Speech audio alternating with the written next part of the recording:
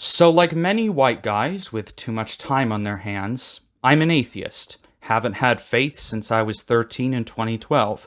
This fact isn't something I'm very interested in anymore, and I haven't regularly consumed atheist content since 2015 or so. I'm over it, and religion is so far removed from my life in 2020 as an adult that I seldom even remember religious people exist unless I'm directly reminded, as weird as that is in a 90% religious world. So, why am I talking about this? Well, because I think my childhood story about religion is a good example of how religious teachings can psychologically scar you, even in the absence of extremely toxic social pressure to have faith. So, let's start from the beginning. I was born in a rural part of the US and brought up under Protestant Christianity.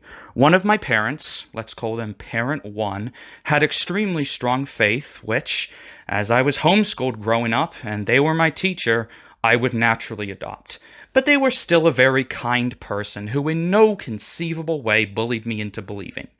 The other parent, Parent 2, had faith when they married Parent 1, but became an atheist some time before I was born, but was rarely home, so it had little influence on me. My early religious childhood was enjoyable, for the most part. We were middle class at best, so our electronics were all outdated, and we only went on vacations once in a blue moon. I went to some sort of Christian preschool when I was very young, but I soon left since Parent 1 realized how boring I found it. Regardless, when you're a kid and one of your greatest worries is how much it's gonna snow next winter, you're gonna be pretty happy. But there was a huge exception to that happiness that stemmed from my faith, even if I didn't blame it on my faith at the time. You see, it's gotten a ton better now, but I had impressively asinine OCD growing up.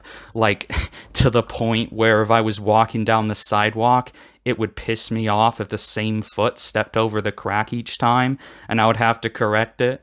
Or if I randomly touch an object, I would sometimes feel an urge to touch it with my other hand to balance it out. This is important because of how it manifested into the ritual of praying to God for Him to forgive you for sinning. When I was very little, I didn't have 100% confidence that heaven and hell actually existed, but I had at least 25%, as you do when you're 7. So I took it very seriously. And any time that I felt like I have sinned physically, verbally, or even mentally, I would quickly mumble, "I'm sorry, God, please forgive me," to myself, like an obsessive fucking lunatic. And since I would get some sort of dopamine rush from feeling like my sins have been forgiven, my brain would turn it into a brutal cycle where I would get a passing thought that I thought made me a sinner just for it to pass through my head, and then I would quickly apologize to God for it. This fed on my neurotic nature and psychologically tormented me for years, starting as early as age fucking 6.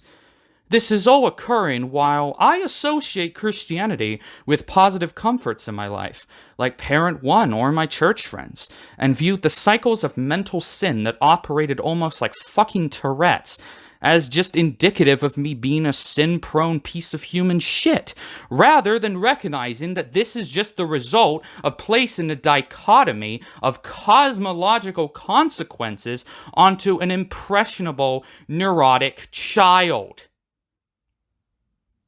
So then I was 13.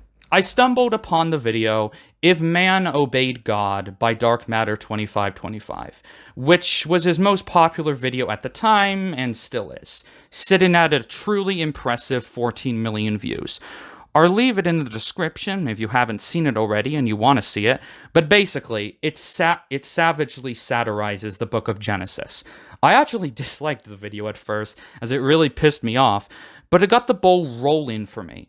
And as I was reluctantly watching more and more of Dark Matter's videos, there was a very prominent doubt of faith constantly echoing through my head that essentially went, wait, people of other religions have faith in their own gods, so is the only thing causing me to have faith in the Christian God mere geographical happenstance. Obviously, it wasn't that articulate at the time, but that was it.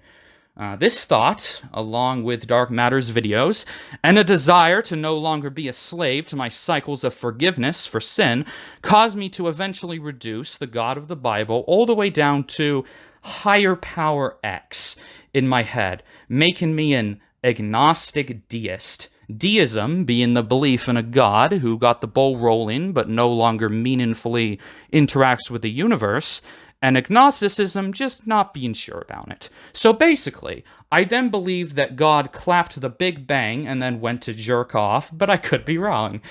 Without an aversion to anti-theist videos, I later found the belief in a God to be pretty absurd in concept, largely through more of Dark Matter's content, but also later that of the Amazing Atheists. But that part isn't interesting, and I only told that to the story to give a sense of closure. The ultimate point is this: teaching young children that hell exists is child abuse. Even if you give them the freedom to believe whatever you wish, they're not going to critically examine their beliefs when they're fucking 7. Their beliefs are based upon emotion and relationships. You have planted a seed in their brain which will make it harder for them to happily interact with the world, sometimes even scarring them indefinitely. Now, I have been fortunate enough to get over my fear of hell, but when I initially abandoned Christianity, I was struck with a monumental fear of death when I began to accept the lack of an afterlife. It took me around a year to not be utterly crippled with the fear of coming oblivion, and at least 4 years to truly get over it.